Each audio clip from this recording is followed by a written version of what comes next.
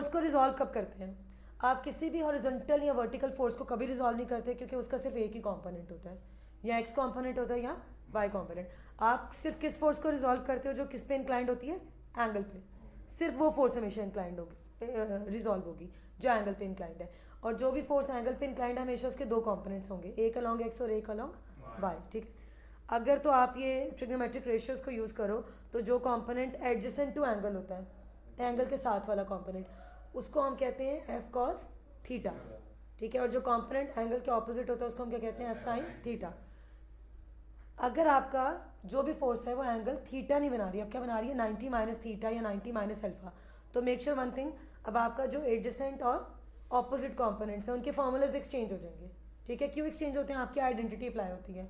वो आपको याद होगा ट्रिग्नोमेट्री में एक आइडेंटिटी होती है, sine 90 minus theta, cos 90 minus theta. मैं डिटेल में नहीं जा रही क्योंकि मैं पढ़ा चुकी हूँ। ठीक है, क्विक। तो अगर आपका एंगल 90 माइनस थीटा हो तो आपके दोनों कंपोनेंट्स स्विच हो जाते हैं। ठीक है, किस तरह कि आपका अब जो एडजेसेंट टू एंगल होगा कंपोनेंट वो एफ कॉस थीटा नहीं होगा, वो क्या होगा? F sine theta. और जो ऑपोजिट वाला होगा अब क्या हो जाएगा? F cos theta. ठीक है, स्विच हो जाएंगे अगर एंगल 90 माइनस थीटा या 90 माइनस अल्फा है। ठीक है, उसके बाद अगर आपके पास कभी भी ट्रिग्नोमेट्रिक रेशियो की वैल्यू दी हुई है, ठीक है, so make sure one thing, trigonometric ratio की वैल्यू देने का क्या मतलब है? इसका मतलब है कि do not find the angle, do not find the angle. आप इससे एंगल नहीं फाइंड करेंगे, आप इससे रादर देन क्या करेंगे? रिमेनिंग ट्रिग्नोमेट्रिक रेशियोज के आंसर फाइंड करेंगे। कैसे फाइंड करेंगे? First you have to make a right angle triangle, apply Pythagoras theorem, उसकी अननोन साइड निकालो और बाद में अपने जो भी ट्रिग्नोमेट्रिक रेशियोज हैं उनको फाइंड कर लो। ठीक है, बिल्कुल क्विक रिकैप दे रही हूँ। उसके बाद आता है आपका इक्विलिब्रियम। अब इक्विलिब्रियम क्या चीज़ होती है? इक्विलिब्रियम का मतलब होता है एक ऐसी स्टेट जिसमें ऑब्जेक्ट पे अप्लाई होने वाली सारी फोर्सेस का सम क्या है? जीरो। इक्विलिब्रियम दो तरह के हो सकते हैं, स्टैटिक इक्विलिब्रियम और डायनामिक इक्विलिब्रियम। ठीक है, स्टैटिक क्या होता है? स्टैटिक वो है जिसमें बॉडी एट रेस्ट है, रेस्ट पे चलेगी है। और डायनामिक इक्विलिब्रियम क्या है? जिसमें बॉडी क्या कर रही है? कांस्टेंट स्पीड के साथ मूव कर रही है।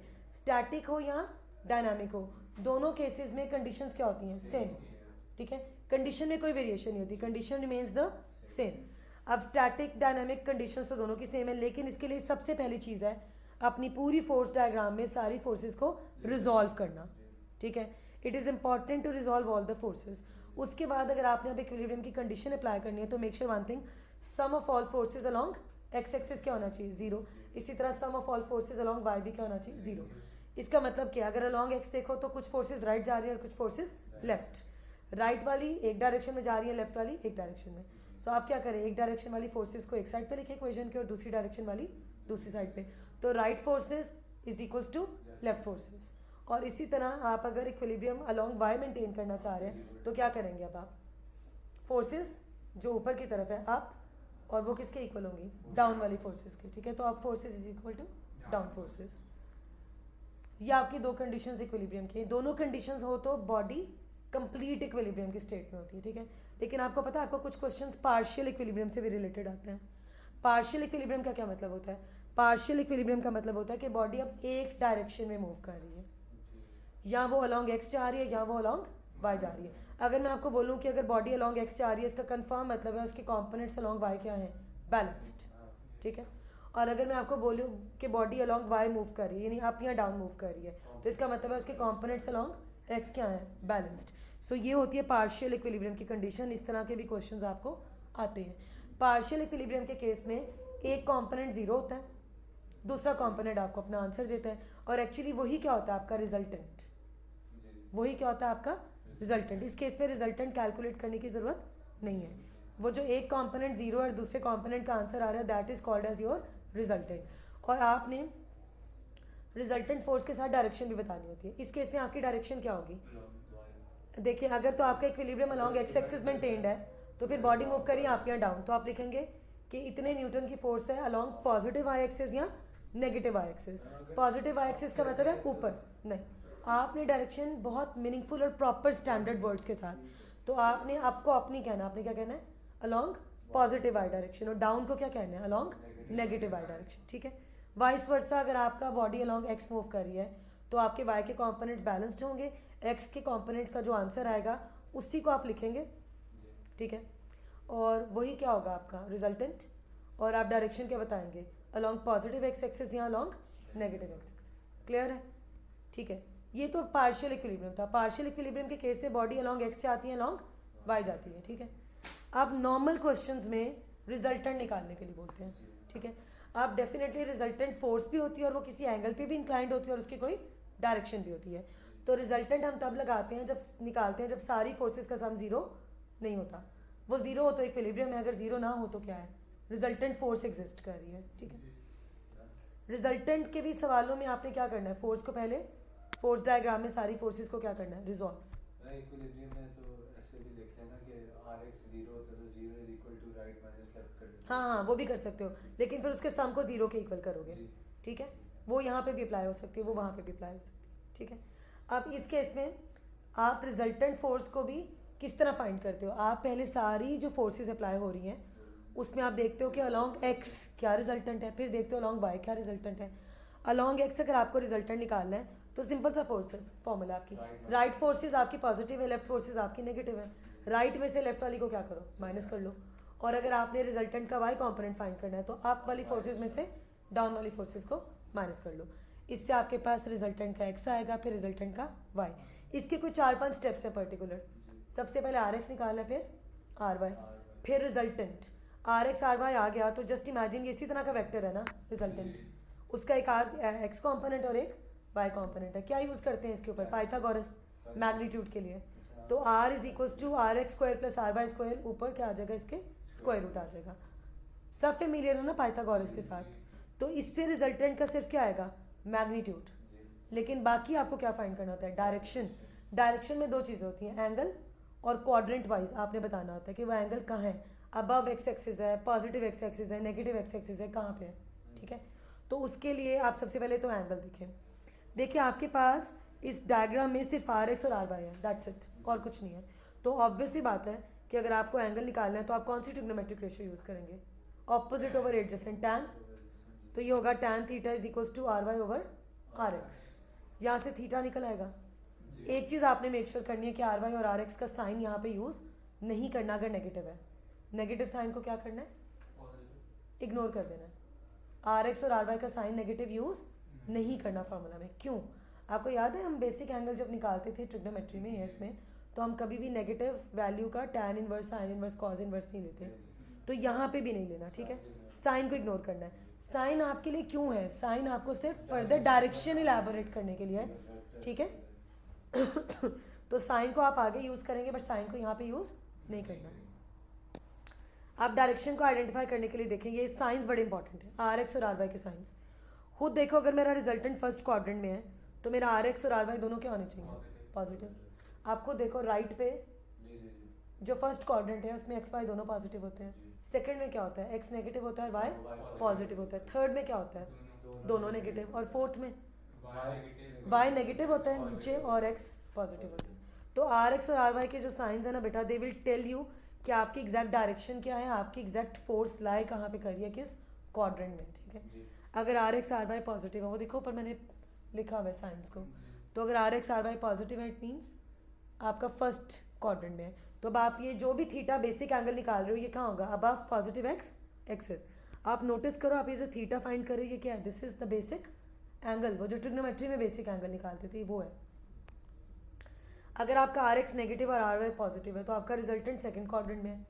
अब आप इस थीटा के लिए क्या यूज़ करोगे, theta is above the negative x axis. समझ आ रही है बात?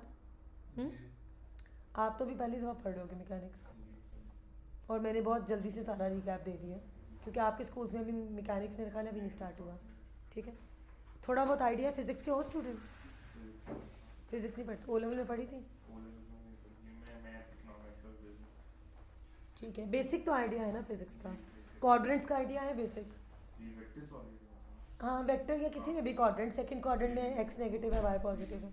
ठीक है, और बेसिक एंगल ट्रिग्नोमेट्री में याद है आपको। ठीक है, ये वाली डायग्राम सोचो, ये क्रॉस वाली ट्रिग्नोमेट्री में भी बनती है, थीटा थीटा थीटा, वह अल्फा अल्फा अल्फा आ जाता है नॉर्मली। तो ये वही बेसिक एंगल्स हैं। ठीक है, तो अगर आपका आर एक्स आर वाई दोनों नेगेटिव है तो your force, resultant force lies in the third quadrant. अब मैं लिखूंगी थीटा क्या है, बिलो नेगेटिव एक्स एक्सिस।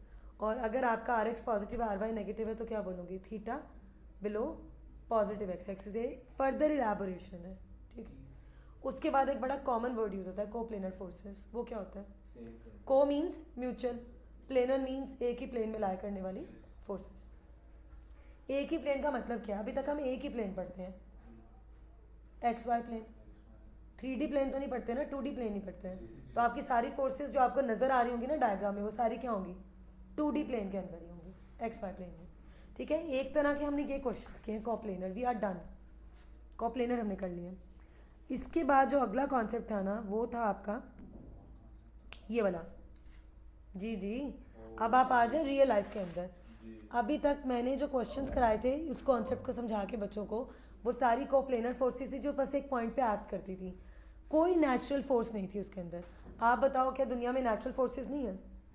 है। अगर बॉडी का मैस है तो कौन सी नेचुरल फोर्स अप्लाई होगी? वेट। अगर सरफेस है तो कौन सी नेचुरल फोर्स अप्लाई होगी? फ्रिक्शन। और नॉर्मल रिएक्शन फोर्स। फिजिक्स में पढ़ते नहीं, ये टेबल के ऊपर मैं अगर बुक रखूँ तो ये क्यों बुक पड़ी रहेगी टेबल के ऊपर? क्योंकि वेट नीचे कर रहा है और नॉर्मल रिएक्शन फोर्स उसको ऊपर। तो अब आप खुद देखें कि मैस इंट्रोड्यूस कराने से एक फोर्स इंट्रोड्यूस होती है, that is called as weight. ठीक है, सरफेस इंट्रोड्यूस कराने से दो फोर्सेज आती हैं। कौन कौन सी? वेट आता है और नॉर्मल रिएक्शन फोर्स आ जाती है। ठीक है, उसके बाद अगर स्ट्रिंग इंट्रोड्यूस कराते हैं तो एक और नेचुरल फोर्स आती है, टेंशन। अब हमने जो क्वेश्चंस करने हैं वो एक पॉइंट पे फोर्सेस एक्ट नहीं कर रही। अब आपके पास स्ट्रिंग होगा, सरफेस होगा, ऑब्जेक्ट होगा, आपको खुद पता होना चाहिए कि कौन कौन सी फोर्सेस उस पर एक्ट कर रही हैं। तो अब हम थोड़ा रियल लाइफ सिचुएशंस पे आ रहे हैं, जो नॉर्मल डेली लाइफ में हमारी रियल लाइफ सिचुएशंस हैं, जिसमें नॉर्मल जो आपकी नेचुरल फोर्सेस आती हैं। ठीक है, चले जी। मैस इंट्रोड्यूस कराने से वेट आ गया, और वेट की क्या डायरेक्शन होती है? वेट हमेशा वर्टिकली डाउनवर्ड होता है, और कहाँ किसके साथ ये डाउनवर्ड होता है? ग्राउंड के साथ। वेट का ताल्लुक हमेशा सरफेस के साथ कभी भी नहीं होगा, किसके साथ होगा? ग्राउंड के साथ। वेट ग्राउंड के 90 पे होता है। ठीक है, नेक्स्ट है सरफेस। सरफेस इंट्रोड्यूस कराने से दो फोर्सेस आ गई, एक आ गई नॉर्मल रिएक्शन फोर्स और एक आ गई फ्रिक्शन। नॉर्मल रिएक्शन फोर्स अगर हॉरिजॉन्टल सरफेस है तो कैसे होगी? Vertically up. समझ आ गई? नॉर्मल रिएक्शन फोर्स हमेशा सरफेस के परपेंडिकुलर होती है। Normal reaction force has nothing to do with the ground. Normal reaction force has always linked up with the surface. तो नॉर्मल रिएक्शन फोर्स की क्या डायरेक्शन है? Perpendicular to surface. ये देखें, अब अगर एक हॉरिजॉन्टल सरफेस है और ये मैं ग्रीन से मैंने एक ऑब्जेक्ट बनाया हुआ है, ठीक है। अब अगर आप इसकी नॉर्मल रिएक्शन फोर्स बनाओ तो हॉरिजॉन्टल सरफेस से क्या होगी? Vertically up. और फ्रिक्शन क्या होती है? फ्रिक्शन हमेशा होती है parallel to the surface, opposite to the motion. Friction की क्या डायरेक्शन है? Parallel to the surface and opposite to the direction of motion. अभी एरो से मैंने बताया कि बॉडी आगे जा रही है, तो फ्रिक्शन कहाँ होगी? पीछे, और सरफेस के पैरेलल होगी। तो अगर आपका सरफेस हॉरिजॉन्टल है तो उसके पैरेलल होगी। ठीक है, और गौर से देखो आर और एफ एंगल कौन सा बना रहे हैं? 90। क्यों? अगर नॉर्मल रिएक्शन फोर्स परपेंडिकुलर है सरफेस के और फ्रिक्शन पैरेलल है तो फिर उन दोनों में क्या एंगल होना चाहिए? 90। क्लियर है? उसके बाद बात करते हैं इंक्लाइंड प्लेन की। इंक्लाइंड प्लेन में again the green is my object और the body is moving upward, ऊपर की तरफ जा रही है। इसका नॉर्मल रिएक्शन फोर्स क्या होगा बेटा? सरफेस के परपेंडिकुलर। अब ये देखिए सरफेस के परपेंडिकुलर आ रहा है, और फ्रिक्शन कहाँ होगी? पैरेलल होगी। बट बॉडी अगर आगे मूव कर रही है तो फ्रिक्शन कहाँ उसको रखेगी? पीछे। ठीक है, सुन लेते बेशक, बड़ा इंपॉर्टेंट था। मैम वो असल में घर पे जल्दी जाना है, उनको मेरा टाइम नहीं हुआ क्लास के लिए, उनको मेरा फोन देना। ठीक है, ठीक है जी। तो नॉर्मल रिएक्शन फोर्स सरफेस के परपेंडिकुलर होगी। ठीक है, इसका ग्राउंड से कोई ताल्लुक नहीं। अगर सरफेस इंक्लाइंड है तो अब इसके 90 पे आके एक्ट करना है, और फ्रिक्शन क्या होगी? इसके पैरेलल। और क्या वैरायटी आ सकती है? फॉर एग्जांपल ये एक मैक्सिमम एक सिचुएशन आई थी कि एक रॉड है मेरे पास, ये जो पर्पल में मैंने ड्रॉ किया, this is a rod. Rod के अंदर मैंने एक रिंग को थ्रेड किया हुआ है, और आप देखें एक स्ट्रिंग के साथ मैं इसको पुल कर रही हूँ, और स्ट्रिंग के अंदर क्या होगी? टेंशन। ठीक है, वो फोर्स अप्लाई हो रही है, टेंशन। अब इस टेंशन के दो कंपोनेंट्स होंगे। एंगल से जो एडजेसेंट कंपोनेंट होता है उसके साथ क्या आता है? फोर्स इंटू कॉस थीटा, और जो ऑपोजिट है उसके साथ क्या आता है? Force into sine theta. आप इस तरह अंडरस्टैंड कर लेना। आप एंगल्स में हमेशा क्या सीखते थे ट्रिग्नोमेट्रिक रेशियोज में? ऑपोजिट के लिए कौन सी रेशियो यूज होती है? साइन। और एडजेसेंट के लिए कॉस। तो इसीलिए थीटा के एडजेसेंट कंपोनेंट में कॉस आएगा और ऑपोजिट में साइन आएगा, ठीक है। अब अगर आप इस टेंशन टी को रिजॉल्व करें तो इसके दो कंपोनेंट्स हैं, एक है टी साइन थीटा। अब इसमें अगर देखें मैं रिंग को मूव करा रही हूँ, ठीक है, और समझे कि रिंग ऊपर की तरफ जा रही है, इस रॉड में स्लाइड होके ऊपर की तरफ जा रही है, तो फ्रिक्शन कहाँ होगी? अब देखो मेरा पहले सरफेस था हॉरिजॉन्टल, फिर इंक्लाइंड प्लेन, अब क्या है? सरफेस वर्टिकल है। सरफेस वर्टिकल है तो फ्रिक्शन भी कैसे होगी? उसके साथ ही होगी। अब या वो ऊपर होगी या वो नीचे होगी। अगर मैं बोलूँ कि रिंग की पोटेंशियल मूवमेंट ऊपर की तरफ है तो अब फ्रिक्शन कहाँ होगी? नीचे। बट आर क्या होगा? सरफेस के परपेंडिकुलर। अब गौर से देखो, आर लेफ्ट पे भी हो सकता है, आर राइट पे भी हो सकता है क्योंकि परपेंडिकुलर है। लेकिन गौर से देखो, आप सोचो कि आपके पास एक पेन है, बेटा पेन दिखाते हैं प्लीज़ मुझे।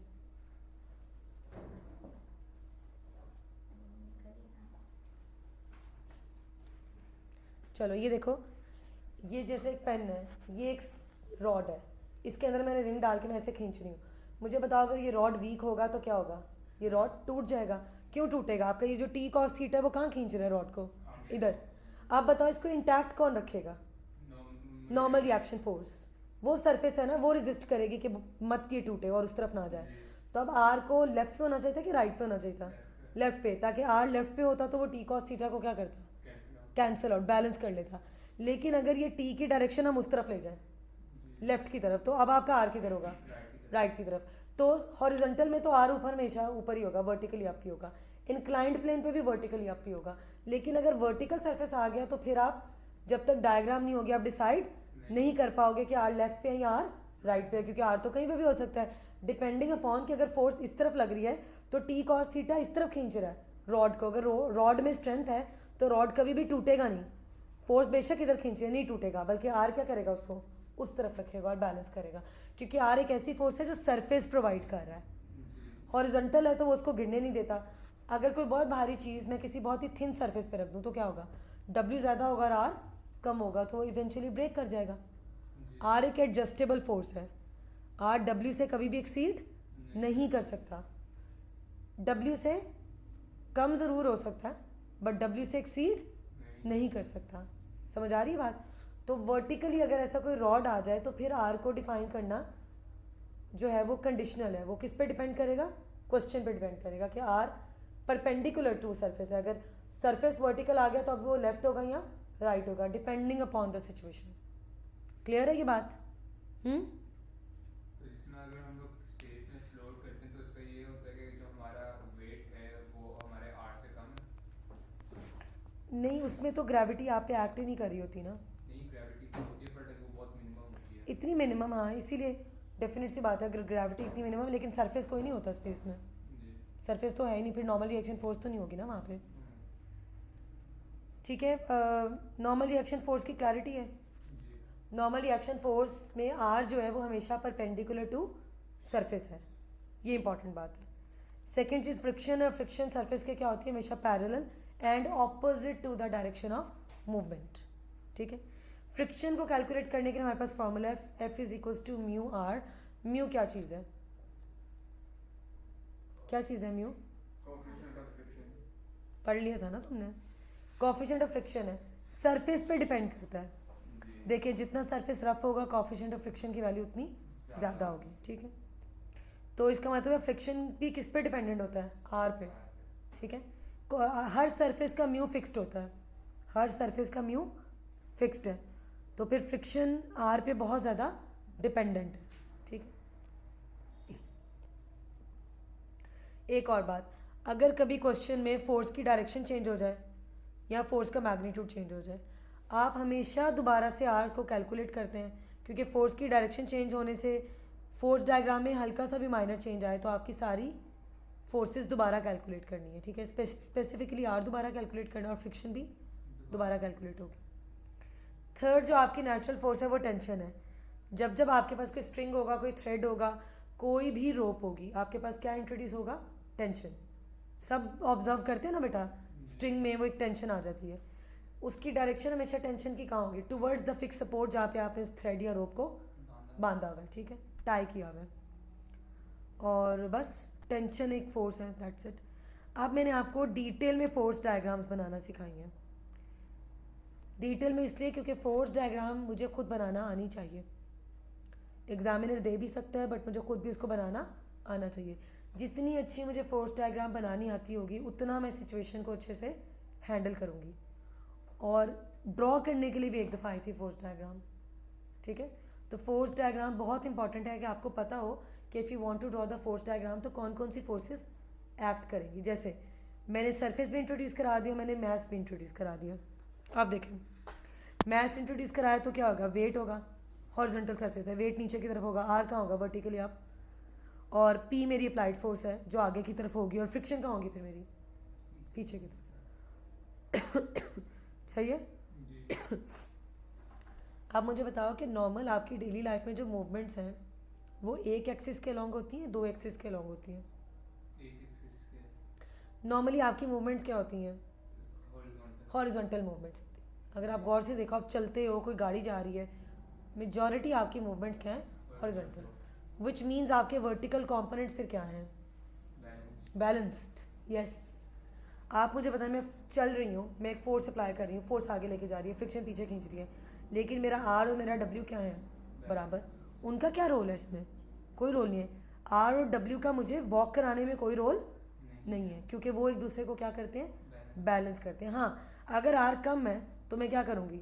सरफेस टूट जाएगा और नीचे गिर जाऊँगी, ठीक है। लेकिन मोस्टली आपकी जितनी मूवमेंट्स हैं, गाड़ियाँ मूव कर रही हैं, आप चढ़ाई पे जाते हैं, जब इंक्लाइंड प्लेन ही होता है ना वो भी, तो उस पर भी आपकी बॉडी कैसे मूव कर रहा होता है, ऑब्जेक्ट कैसे मूव कर रहा होता है? Along the inclined plane. So आपकी मोस्टली मूवमेंट्स क्या हैं? अलॉन्ग द सरफेस है। हॉरिजॉन्टल सरफेस है तो उसके अलॉन्ग है, इंक्लाइंड प्लेन है तो उसके अलॉन्ग है। वर्टिकल मूवमेंट्स में तो लिफ्ट है आपकी, या कोई क्रेन है जो चीज़ों को ऊपर नीचे कर रही है, बट अदरवाइज मेजॉरिटी मूवमेंट्स आपकी क्या है डेली लाइफ में? Along the surface, along the horizontal surface, along the inclined plane, ठीक है। Is that fine? तो इसका मतलब क्या है? आपके वाई वाले कॉम्पोनेंट्स क्या हैं फिर? बैलेंस्ड, ठीक है। ये बड़ा इंपॉर्टेंट कॉन्सेप्ट है। क्यों? आप वाई के कॉम्पोनेंट्स को बैलेंस करके वहाँ से क्या निकालोगे? आर। और आर आ जाएगा तो क्या कैलकुलेट करोगे? फ्रिक्शन। और आपको पता है बहुत सारे केसेस में you need to calculate friction by yourself. और किस तरह पता चलेगा आपको? इसकी क्या इंडिकेशन होगी? इंडिकेशन ये होगी कि आपको म्यू की वैल्यू दे देंगे। जब जब सवाल में म्यू की वैल्यू मिल जाए, इसका क्या मतलब है? Calculate friction by yourself. उसके लिए F is equal to mu R apply करना है। म्यू आर के लिए पहले क्या फाइंड करना है? आर। और आर कैसे आएगा? वर्टिकल कंपोनेंट्स को हैंडल करो, उनको क्या करो? एक दूसरे के इक्वल करो, क्योंकि पार्शियल इक्विलिब्रियम आया हुआ है, ठीक है। तो इससे हम फ्रिक्शन निकाल पाएंगे। अब इससे मैक्सिमम वैरायटी क्या हो सकती है? हॉरिजॉन्टल सरफेस पे ये जो फोर्स है, आप कैसे इंक्लाइन करो इस फोर्स को?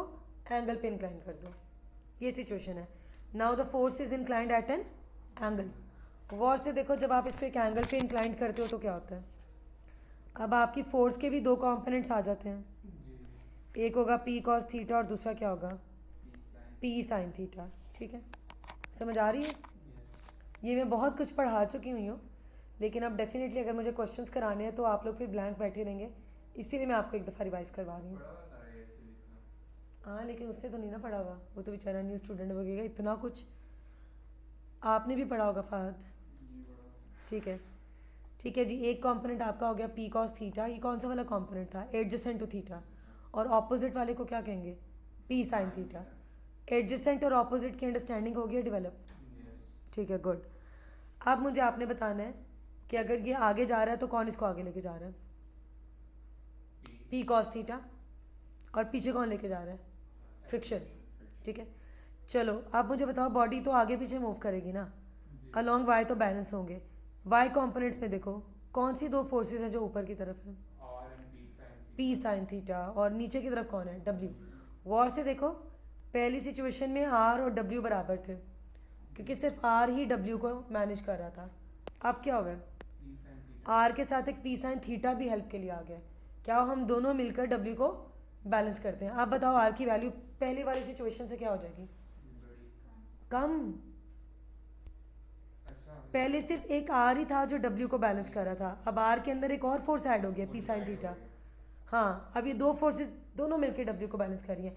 पहली बार डब्ल्यू चेंज नहीं होता, डब्ल्यू फिक्स्ड है। हर ऑब्जेक्ट का डब्ल्यू क्या है? फिक्स्ड है, और g की वैल्यू हम 10 यूज़ करते हैं, तो वेट का क्या फॉर्मूला होता था mg, जी और g 10 है तो क्या होगा 10m। तो वेट तो फिक्स्ड है, लेकिन r कैसी फोर्स है, एडजस्टेबल, सिचुएशन टू सिचुएशन। पिछली वाली सिचुएशन भी वही थी, ये वाली भी वही है, बस फर्क क्या पड़ा है, p को मैंने एंगल पे इंक्लाइन कर लिया, तो अब r पहले से क्या होगा, कम। r कम होगा तो बताओ फ्रिक्शन पहले से क्या हो जाएगी, कम F is equal to mu R, F और R डायरेक्टली प्रोपोर्शनल है, जी तो अगर R कम हुआ है तो क्या होगी, फ्रिक्शन भी कम हो जाएगी। तो अभी मैंने आपको एक बात कही थी कि अगर आप अपनी अप्लाइड फोर्स की डायरेक्शन चेंज करो या मैग्नीट्यूड चेंज करो, उस सिचुएशन में R भी बदलेगा और F भी बदलेगा।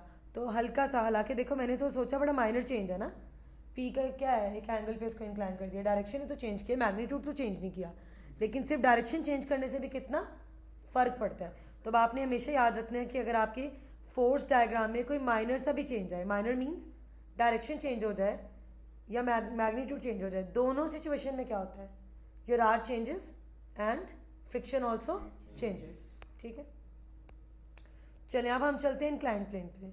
इंक्लाइंड प्लेन में भी मैं 2 वैरायटीज इंट्रोड्यूस कराती हूँ। पहली जो फोर्स है वो पैरेलल टू सरफेस है, अगली फोर्स क्या है, एंगल पे इंक्लाइंड है। ठीक है, अब ये बड़ा इंपॉर्टेंट था कि आपने W को रिजॉल्व करना है इसमें। मैंने W को लास्ट टाइम रिजॉल्व करना सिखाया था, आता है, ये होता है वो तो आता है W को रिजॉल्व करना, भूल गए हो, इस पे एफर्ट लगानी पड़ेगी मुझे।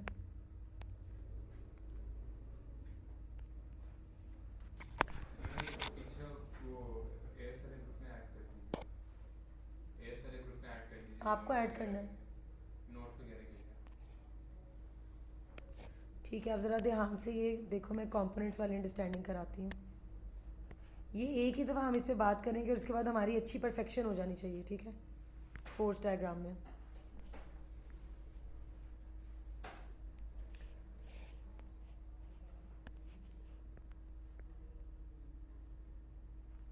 ठीक है, ये मेरा ऑब्जेक्ट है, आर बताओ क्या होगी, सिखाया मैंने आपको। Perpendicular to the surface. ये जो भी आपका इंक्लाइंड प्लेन है इसके क्या होगी बेटा, परपेंडिकुलर, तो आर इधर होगी। ठीक है, अगर बॉडी आगे की तरफ जा रही है, फॉर एग्जांपल मेरी अप्लाइड फोर्स पी आगे की तरफ है, ठीक है, और पी का उन्होंने क्या बताया था, पी कैसे है, पैरेलल टू सरफेस, और फॉर इंस्टेंस बॉडी आगे की तरफ जा रही है, तो आप बताएं फ्रिक्शन कहाँ होगी, बैकवर्ड होगी और पैरेलल टू सरफेस होगी। ठीक है, एनी प्रॉब्लम इन दिस। अब सरफेस है और ऑब्जेक्ट है, तो कितनी फोर्सेस आनी चाहिए थी, आर, एफ और डब्ल्यू। मैथ्स की वजह से डब्ल्यू भी तो हो गया। अब डब्ल्यू की बात करते हैं। डब्ल्यू यहाँ पे एक यूनिक फीचर शो करता है, क्या, डब्ल्यू ग्राउंड के क्या होता है, परपेंडिकुलर। तो ये जो डब्ल्यू है ये ग्राउंड के साथ क्या बना रहा है, ये मेरी ग्राउंड है 90, लेकिन डब्ल्यू को गौर से देखो, डब्ल्यू ग्राउंड के साथ 90 बना रहा है बट सरफेस के साथ 90 नहीं बना रहा। डब्ल्यू सरफेस के साथ एक एंगल बना रहा है, और हर वो फोर्स जो एंगल पे इंक्लाइंड होती है सरफेस के साथ, उसको क्या करते हैं आप, रिजॉल्व। अब मैं इसको क्या करूँगी, रिजॉल्व करूँगी। रिजॉल्व करने के लिए आपको कोई एक एंगल चाहिए होता है, या वो एंगल अलॉन्ग एक्स होना चाहिए, या मतलब सरफेस के एक्स एक्सिस के साथ होनी चाहिए, या सरफेस के वाई एक्सिस के साथ। अगर मेरा सरफेस इंक्लाइंड प्लेन है, ये मेरा सरफेस है इंक्लाइंड प्लेन, तो इस सरफेस का वाई क्या होगा, ये होगा ना अब इसका वाई। तो एक काम करते हैं कि हम सरफेस का वाई ले लेते हैं। मैं बताती हूँ वाई क्यों ले रहे हैं, एक्स भी ले सकते थे। वो जो उसके बीच में कहते हैं एंगल होगा वो उसका वही है, इसलिए मैंने बोला। हाँ, ये मैंने अलॉन्ग वाई ले लिया। ठीक है, अब ये एंगल अगर इंक्लाइंड प्लेन का एंगल थीटा है ना, तो ये भी थीटा है। मैं अभी आपको जस्टिफाई कर दूँ कि क्यों है थीटा। जी तो मैंने डब्ल्यू को रिजॉल्व करना है, लेकिन मैंने डब्ल्यू का एंगल किसके साथ लिया है, सरफेस के साथ नहीं लिया, सरफेस से परपेंडिकुलर पे लिया। जो सरफेस होता है वो एक्स को बिलोंग करता है। जी अब ये बेशक इंक्लाइंड प्लेन है, लेकिन अलॉन्ग द सरफेस कंपोनेंट्स क्या है, एक्स, और सरफेस के परपेंडिकुलर अगर ड्रॉ कर दो तो वो क्या हो जाएगा, इसका वर्टिकल एक्सिस, और वर्टिकल के साथ ये थीटा ही बना रहा है। ठीक है, बेफिक्र है, मैं अभी आपको एक्सप्लेन कर देती हूँ वाई। ठीक है, अब आपने जब भी किसी फोर्स को रिजॉल्व करना होता है तो आप देखते हैं वो एंगल किस एंगल पे इंक्लाइंड है, उसके बाद उसके 2 कंपोनेंट्स होते हैं। ये मैंने वेट को रिजॉल्व किया। अब बताओ एंगल जो एडजेसेंट टू एंगल कंपोनेंट है उसका क्या फार्मूला होता है, डब्ल्यू कॉस थीटा, और जो ऑपोजिट टू एंगल होता है, वो क्या होता है? W sin alpha। अब आप ज़रा ध्यान से देखो, डब्ल्यू साइन थीटा बिल्कुल सरफेस के पैरेलल नहीं है, जी। तो ये अलोंग द सरफेस है। गौर से देखो, सरफेस क्या है आपका? Inclined plane. इंक्लाइंड प्लेन के पैरेलल पी है, इंक्लाइंड प्लेन के पैरेलल एफ है, इंक्लाइंड प्लेन के पैरेलल एक और फोर्स है, वो क्या है?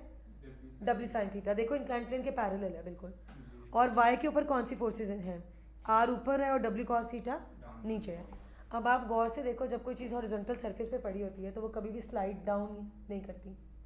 इंक्लाइंड प्लेन पे पड़ी होती है तो स्लाइड डाउन करती है, क्योंकि डब्ल्यू के तब दो कंपोनेंट होते हैं, एक आर को बैलेंस करने के लिए होता है और एक उसको स्लाइड डाउन कराने के लिए होता है। हॉरिजॉन्टल सरफेस पे आर का एक ही कंपोनेंट होता है, वो सिर्फ इसको मैनेज करता है, डब्ल्यू को। लेकिन इंक्लाइंड प्लेन पे आर के दो कंपोनेंट से एक स्लाइड डाउन कराता है और एक आर को मैनेज करता है, ठीक है? तो ये दो कंपोनेंट्स। अब मैंने क्यों इसको थीटा मार्क किया, मैं आपको एक्सप्लेन करती हूँ। पहले बताएं डब्ल्यू क्या एंगल बनाता है सरफेस ग्राउंड के साथ? 90। ये 90 है, थीटा है। कोई बताएगा ये एंगल क्या होगा? 90 minus theta। ठीक है, गुड। और ये जो मैंने डब्ल्यू कॉस थीटा वाली लाइन ड्रॉ की थी, ये क्या बना रही थी? 90 का एंगल। Yes। तो ये टोटल क्या है? 90 है। अब एक तरफ अगर 90 माइनस थीटा है तो क्या करोगे? साइड बाहर वाला एंगल निकालेंगे, 90 में से माइनस, तो वो क्या बचेगा? थीटा ही बचेगा, ठीक है? तो आप इसको 90 माइनस थीटा के साथ भी कर सकते थे, उसमें भी करने में कोई मसला नहीं था, लेकिन फिर उसका एक कंपोनेंट इसके ऊपर इंक्लाइंड प्लेन पे बन रहा होता है, तो वो थोड़ा अजीब लगता है। इसीलिए हम बेसिकली इसको यहाँ करते हैं रिजॉल्व, अलॉन्ग वाई इसको करते हैं। आप किसी भी एंगल पे रिजॉल्व कर सकते हैं, कोई कंपल्शन नहीं है कि आपने इसको अलॉन्ग एक्स करना है, ठीक है? आप इसको किसी के साथ भी रिजॉल्व कर सकते हैं। बस जो भी आपका सरफेस है, सरफेस का पैरेलल का मतलब एक्स एक्सिस, और सरफेस से वर्टिकल 90 पे जो चीज़ होगी वो क्या होगा? उसका वर्टिकल एक्सिस, वाई एक्सिस, ठीक है? तो मैंने इसको किस एक्सिस के अलॉन्ग रिजॉल्व किया? Y। वाई एक्सिस के अलॉन्ग। अब याद रहेगा, वेट के दो कंपोनेंट्स हैं, जी। एक होता है डब्ल्यू कॉस थीटा, एक होता है W sine theta. W cos theta R को मैनेज करता है और W sine theta slide down कराता है, किसी भी ऑब्जेक्ट को स्लाइड डाउन कराता है। चलें अब ये करते हैं। ये अब आप इस सिचुएशन में गौर से देखो, आर किसको मैनेज कर रहा है? आर को सॉरी कौन मैनेज कर रहा है? W cos theta. और पी आगे की तरफ है, फ्रिक्शन भी पीछे की तरफ है, और डब्ल्यू साइन थीटा भी पीछे की तरफ है, क्योंकि ऑटोमेटिक बात है। आप खुद बताओ, जब आप नॉर्थ में जाते हो घूमने फिरने, चढ़ाई होती है, तो चढ़ाई पे चढ़ते हुए मुश्किल होती है कि नहीं होती? ज़्यादा गाड़ी की पावर चाहिए। क्यों चाहिए?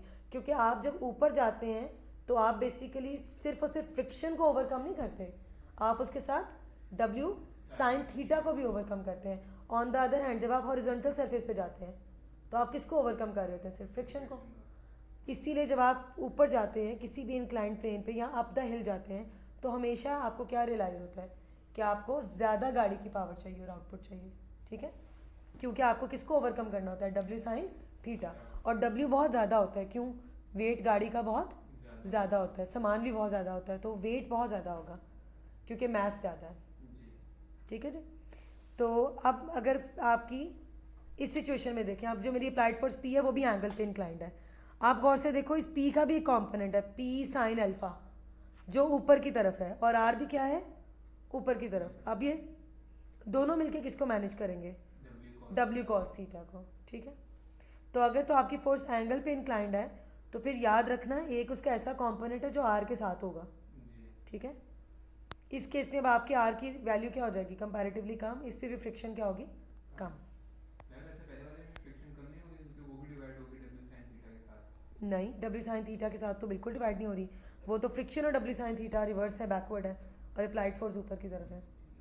डब्ल्यू साइन थीटा का कोई रोल नहीं है आर के साथ। आर के साथ सिर्फ किसका रोल है? डब्ल्यू कॉस थीटा का रोल है। अच्छा, अब मेरे पास ना बड़ी इंपॉर्टेंट दो सिचुएशंस आती हैं इक्विलिब्रियम मेंटेन करने के लिए। अभी हमने बात की थी इक्विलिब्रियम क्या चीज़ है?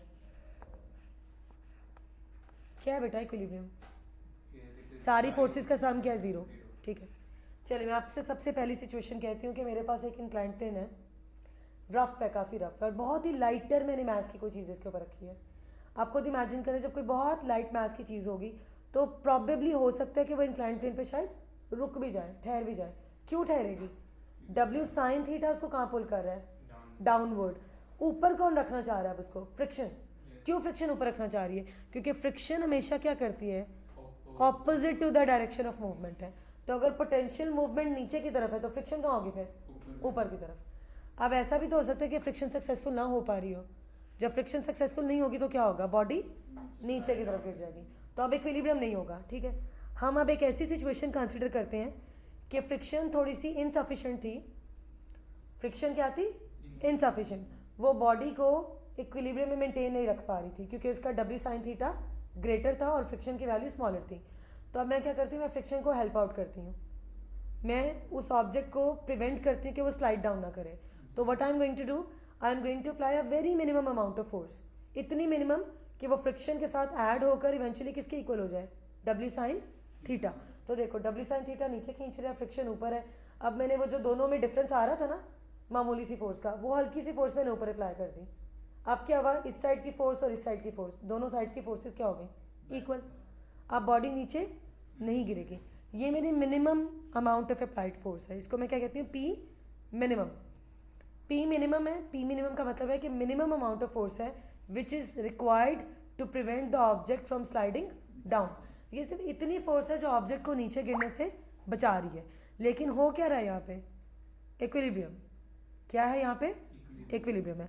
आप देखिए फ्रिक्शन, पहली दफ़ा फ्रिक्शन मेरे साथ है, फ्रिक्शन भी ऊपर की तरफ है और मेरी अप्लाइड फोर्स भी कहाँ है, ऊपर की तरफ, और आपका डब्ल्यू साइन थीटा का है नीचे। तो क्या इक्वेशन बनेगी, F plus P minimum, they both are basically cancelling out और balancing W sine theta, but this is called as the minimum amount of applied force which is establishing equilibrium. लेकिन ये वो फोर्स है जो उसको नीचे गिरने से बचा रही है। ठीक है, अब मैं इसी सिचुएशन को थोड़ा सा आगे लेके जाती हूँ। फॉर इंस्टेंस मैं आपको ये बताऊँ कि अब मैंने अपनी पी मिनिमम से फोर्स बड़ी कर दी, तो अब आपके हिसाब से क्या होना चाहिए, अगर इस साइड पे फोर्स ज़्यादा होगी तो बॉडी शुड मूव अपवर्ड, लेकिन नहीं, बॉडी अपवर्ड मूव नहीं करेगी। क्यों, जैसे फ्रिक्शन को रियलाइज होगा कि मेरी अप्लाइड फोर्स अब ज़्यादा हो गई है, तो फ्रिक्शन क्या करेगी, अभी भी ऑपोजिट टू मोशन। अब अगर मेरी पोटेंशियल मूवमेंट ऊपर की तरफ है, फ्रिक्शन फॉरन क्या करेगी, अपनी डायरेक्शन को चेंज करेगी और कहाँ आ जाएगी, बैकवर्ड। तो ये कौन सी सिचुएशन आ गई, अब मुझे अपनी मैक्सिमम फोर्स अप्लाई करनी पड़ेगी। ठीक है, क्योंकि जब फ्रिक्शन को रियलाइज़ हुआ कि मेरी अप्लाइड फोर्स अब ग्रेटर हो गई है और डब्ल्यू साइन थीटा स्मॉलर हो गया, तो उसने फ़ौरन अपनी डायरेक्शन को क्या किया, स्विच कर लिया, क्योंकि वो हमेशा क्या होती है, डायरेक्शन ऑफ मोशन के अगेंस्ट। सो अब बॉडी ऊपर नहीं जाएगी, मेरी अप्लाइड फोर्स तो मैंने बढ़ा दी, बट बॉडी ऊपर नहीं जाएगी। क्यों नहीं जाएगी, क्योंकि फ्रिक्शन अपनी डायरेक्शन चेंज करके कहाँ आ जाएगी, बैकवर्ड, पीछे। तो अब डब्ल्यू साइन थीटा और फ्रिक्शन फ्रेंड्स बन गए। आप बताओ, ऊपर मुझे ढेर सारी फोर्स अप्लाई करनी पड़ेगी कि नहीं, करनी पड़ेगी, क्योंकि अब मुझे दो फोर्सेस को बैलेंस करना है। कौन कौन सी दो, friction plus W sine theta. तो इसको हम कहते हैं maximum amount of applied force, जो ऑब्जेक्ट को इक्विलिब्रियम में रखता है। लेकिन इस अप्लाइड फोर्स के बाद, इस इक्विलिब्रियम के बाद ऑब्जेक्ट किस पॉइंट पे आ जाता है, now it is on a point of sliding up. इसका मतलब क्या है कि अब अगर मैं हल्की से भी फोर्स अप्लाई करूंगी इक्विलिब्रियम के बाद, तो क्या होगा, ऑब्जेक्ट ऊपर मूव करना शुरू कर देगा। ठीक है, तो दो पर्टिकुलर सिचुएशंस है, गौर से समझें। डब्ल्यू साइन थीटा तो होता ही बैकवर्ड है। ठीक है, फ्रिक्शन ऊपर की तरफ थी और मैंने भी हल्की सी फोर्स अप्लाई करके फ्रिक्शन को सपोर्ट दे दी और हमने बैलेंस कर दी दोनों साइड्स की फोर्सेस। अब बॉडी नीचे गिरने से बचाई है मैंने। अब जैसे मैं अपनी मिनिमम फोर्स को थोड़ा सा एक्सीड करूंगी तो फ्रिक्शन क्या करेगा, डायरेक्शन को स्विच, नीचे आ जाएगा। अब मेरी अप्लाइड फोर्स किस किस को मैनेज करेगी और बैलेंस करेगी, डब्ल्यू साइन थीटा को भी और फ्रिक्शन को भी। अब जब तक ये बराबर रहेंगी दोनों साइड्स की फोर्सेस, तो क्या रहेगा, इक्विलिब्रियम। तो वो जो मेरी मैक्सिमम फोर्स है जो इक्विलिब्रियम मेंटेन कर रही है, और अब ऑब्जेक्ट किस पॉइंट पे आ गया, now it is on a point of sliding up. इसका मतलब है कि इक्विलिब्रियम के बाद अगर हल्की से भी फोर्स अप्लाई की तो बॉडी कहाँ मूव करेगी, ऊपर। इसको हम ये वर्ड्स में एक्सप्लेन किया होता है उसने स्टेटमेंट में। इसको हम कहते हैं maximum amount of applied force to establish equilibrium. और ये वो फोर्स है जिसकी वजह से बॉडी अब ऊपर की तरफ मूव कर सकती है अगर मैं इससे बियॉन्ड फोर्स अप्लाई करूँ। ठीक है, ये तो वो है ना फोर्स जो इक्विलिब्रियम मेंटेन करा रही है। जैसे फॉर एग्जांपल पी मैक्स की वैल्यू मैं कहती हूँ 1.2 न्यूटन है, तो 1.2 के बाद मैं 1.25 भी अप्लाई करूँ तो बॉडी क्या करेगी, ऊपर मूव कर जाएगी। ठीक है, एनी प्रॉब्लम, समझ आ गई बात। दो सिचुएशंस हैं, एक पी मिनिमम और एक पी मैक्सिमम, दोनों में क्या इस्टेब्लिश होता है, इक्विलिब्रियम। आखिरी कॉन्सेप्ट है बेटा मेरा लिमिटिंग फ्रिक्शन और लिमिटिंग इक्विलिब्रियम का। इसके लिए मैंने ये बच्चों को एग्जांपल दी थी। जैसे देखो, एक ऑब्जेक्ट है मेरे पास, 1 न्यूटन मेरी अप्लाइड फोर्स है। जब मैं एक ऑब्जेक्ट पे 1 Newton forward applied force apply करूँगी तो होगा क्या? फ्रिक्शन मुझे क्या देती है? रेजिस्टेंस देती है ना। फ्रिक्शन भी 1 न्यूटन हो जाएगी। अब बॉडी कहाँ रहेगी? रेस्ट पे। मैंने 2 न्यूटन अप्लाई की, फ्रिक्शन ने भी अपनी वैल्यू इंक्रीज करके क्या कर ली? 2 न्यूटन। आपको पता है फ्रिक्शन एक एडजस्टेबल फोर्स है, फ्रिक्शन भी अपनी वैल्यू चेंज कर सकती है।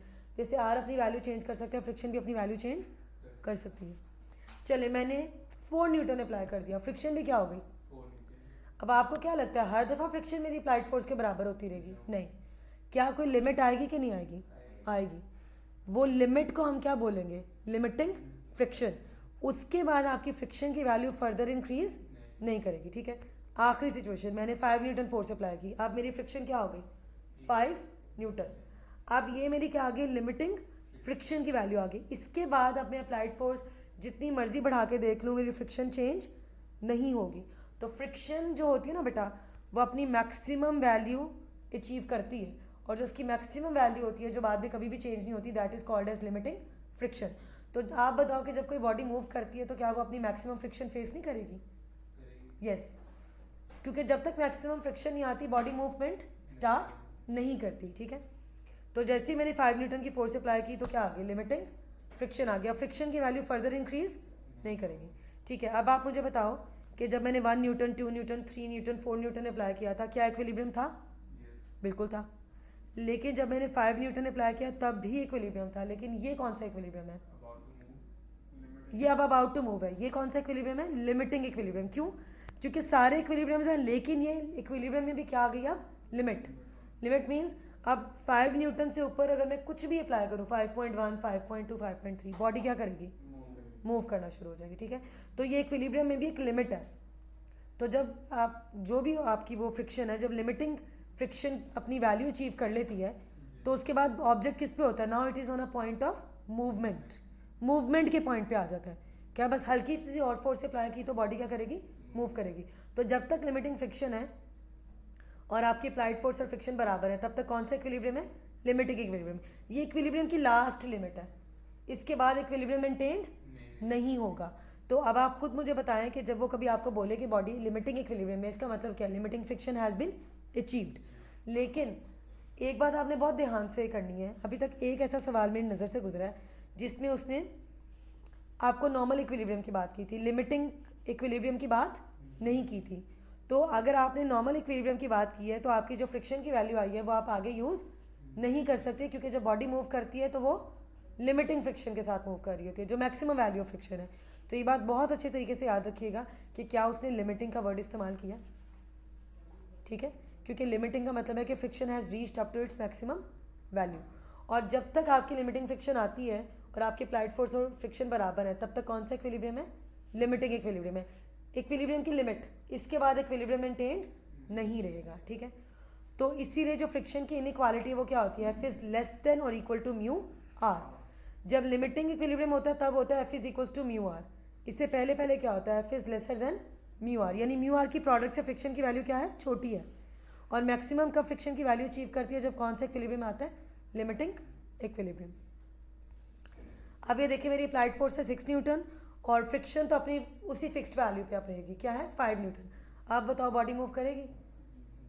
हाँ, 6 न्यूटन अप्लाई की है ना, और फ्रिक्शन 5 न्यूटन है। तो आप बताओ कोई नेट फोर्स एग्जिस्ट करती है? बिल्कुल करती है। आगे वाली फोर्स कितनी है? 6, पीछे वाली कितनी है? 5। तो नेट फोर्स कितनी एग्जिस्ट करती है? 1। उस 1 न्यूटन के अगेंस्ट बॉडी मूव करेगी। बॉडी 6 न्यूटन के अगेंस्ट मूव नहीं करेगी, क्योंकि 6 न्यूटन में से 5 न्यूटन कहाँ ओवरकम होंगे, कहाँ डिसिपेट हो जाएंगे? फ्रिक्शन को ओवरकम करने में। तो आपकी जो नेट फोर्स होती है ना, उसके अगेंस्ट हमेशा मूवमेंट होगी या उसके अगेंस्ट एक्सीलरेशन होगा, ठीक है। 24 हो गया। लाइक आज मुझे पूरा हैंड आउट ही एक्सप्लेन करने में इतना टाइम लग गया। करें छोटा सा क्वेश्चन, 6 मिनट्स हैं अभी क्लास में। चलिए ट्राई करती हूँ, छोटा सा क्वेश्चन आपको करवाऊँ। मैं इसका हैंड आउट शेयर कर दूंगी, लेकिन अगर आप इसका हैंड आउट कल पढ़ आते हैं ना बेटा, so that will be extremely good. अगर आप इसका हैंड आउट पढ़ रहे हैं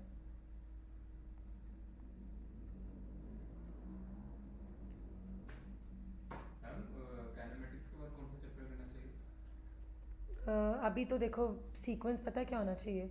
आपको फोर्सेस एंड इक्विलिब्रियम पढ़ लेना चाहिए, इसके साथ न्यूटन्स लॉ पढ़ लो। ब्रीफ सा मैं न्यूटन्स लॉ में जाके इंट्रोडक्शन दे देती हूँ स्वैट इक्वेशंस का, क्योंकि सिर्फ स्वैट ही वहाँ पे यूज़ होता है और काइनेमेटिक्स में कुछ वहाँ पे यूज़ नहीं होता। तो मैं सीक्वेंस से फोर्सेस एंड इक्विलिब्रियम पढ़ाती हूँ, फिर न्यूटन्स लॉज ऑफ मोशन, उसके right after work power energy, क्योंकि लिंक्ड है, उसमें भी न्यूटन्स लॉ यूज़ होता है, ठीक है। फिर उसी के अंदर आप उसके बाद मोमेंटम का कॉन्सेप्ट देते हैं, और काइनेमेटिक्स नॉर्मली मैं एंड पे पढ़ाती हूँ तसल्ली के साथ, सुकून के साथ। तब तक बच्चे के ज़रा मैकेनिक्स के कॉन्सेप्ट भी ज़रा बेहतर हो चुके होते हैं। मैंने इतना के लिए मैंने फोर्सेस पढ़ के फिर काइनेमेटिक्स पढ़ लिया। हाँ, वो सीक्वेंस, इसका सीक्वेंस तो यही है, पहले फोर्सेस है, फिर काइनेमेटिक्स है, फिर न्यूटन है, फिर मोमेंटम है, फिर वर्क पावर एनर्जी। इसका सीक्वेंस अपना यही है। तो अब मैं इतना करूँ कि नेक्स्ट में न्यूटन पढ़ूँ, फिर उसके बाद वर्क एनर्जी, पावर, फिर मोमेंटम पढ़ूँ। हाँ, मोमेंटम एक्चुअली ब्लेंड होकर आता है, मोमेंटम के अपने सवाल तो कम होते हैं, मोमेंटम काइनेमेटिक्स के साथ बहुत ज़्यादा आता है और उसके सवाल वो मुश्किल बनाते हैं। तो मोमेंटम खुद तो कोई बहुत बड़ा कॉन्सेप्ट नहीं है, law of conservation of momentum ही है। ओ लेवल में ऐड हो गया ना, I guess, law of conservation of momentum O level में ऐड हो गया। जी, हमारे टाइम पे था। आपके टाइम पे था law of conservation of momentum नहीं था। ओ लेवल में? नहीं, मोमेंटम था, ब्रीफ का था। मोमेंटम के नए चैप्टर रीसेंट ऐड हुआ है 2023 में मेरा ख्याल है। हम लोग 2023 के बैच हैं। अच्छा, आप उसी के बाद, ठीक है। हम्म? पढ़ा हुआ है आपने मोमेंटम, ठीक है। मैंने 2023 में लिया था। चलें, मैं आपको सबसे एक बेसिक सवाल ना करवा दूँ। चलें, एक सबसे छोटा बेसिक क्वेश्चन कर लेते हैं, टाइम बहुत थोड़ा है। हुज़ैफा देखें बेटा, अब आपने सिचुएशन पढ़ के फोर्स डायग्राम खुद से बनानी है, और ये आपकी हैबिट होनी चाहिए फोर्स डायग्राम बनाने की। आप जितना अच्छा बेटा फोर्स डायग्राम बनाएंगे ना, आप कोई भी फोर्स मिस नहीं करेंगे, उतना अच्छा आपका क्वेश्चन होगा, ठीक है। A particle P of mass 0.8 kg is placed on a rough horizontal table. Alright जी, what kind of diagram it would be? Horizontal surface बनाना है, ठीक है जी। चलिए, ये हॉरिजॉन्टल टेबल आ गया, सही है। चले, मास कितना है इसका? 0.8 kg। जल्दी से बताओ, मास हो तो कौन सी फोर्स एक्ट करती है? W। W का क्या फॉर्मूला है? 10 m।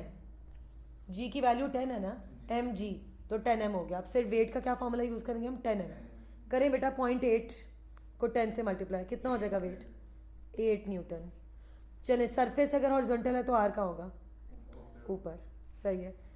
The coefficient of friction between P and the table is mu. P वो ऑब्जेक्ट है, पार्टिकल है, ठीक है, म्यू है बेटा। A force of magnitude 5 newton acting upward at an angle of alpha above the horizontal is applied to P, ठीक है। अब इसके ऊपर जो फोर्स अप्लाई हो रही है ना बेटा 5 न्यूटन की, वो एंगल पे इंक्लाइंड है, ठीक है। चले, एंगल पे उसको इंक्लाइन कर लेते हैं। हाँ, मैंने बेसिक सवाल ही लिया बेटा, ये आपकी फोर्स P है, एंगल पे इंक्लाइंड है। एंगल आप ना इसका इस तरह बना लिया करें, क्या एंगल है? अल्फा, ठीक है। आप बताएं, आप टेल से स्टार्ट करते हुए हेड तक जाते हैं, ऐसे रिजॉल्व होती है कोई भी फोर्स, टेल से शुरू करके हेड तक जाएंगे। पहले हॉरिजॉन्टल मूवमेंट करेंगे, फिर वर्टिकल मूवमेंट। कंपोनेंट्स बताएं, जो एंगल के एडजेसेंट है उसका क्या नाम होगा? आपकी फोर्स कितनी है? 5 न्यूटन है। एक मिनट में ज़रा फोर्स को ठीक से मार्क कर दूँ। P नहीं है, फोर्स क्या है? 5 न्यूटन है। ये होगा 5, मैं बताती हूँ अभी, वो 5 कॉस अल्फा, और वर्टिकल कंपोनेंट क्या होगा? 5 साइन अल्फा। और ये देखें, जब जब आपको ये वैल्यू दे दी जाए ट्रिग्नोमेट्रिक रेशियो की, इसका क्या मतलब है? आपने एंगल कैलकुलेट नहीं करना, बल्कि क्या कैलकुलेट करनी है? वैल्यूज़।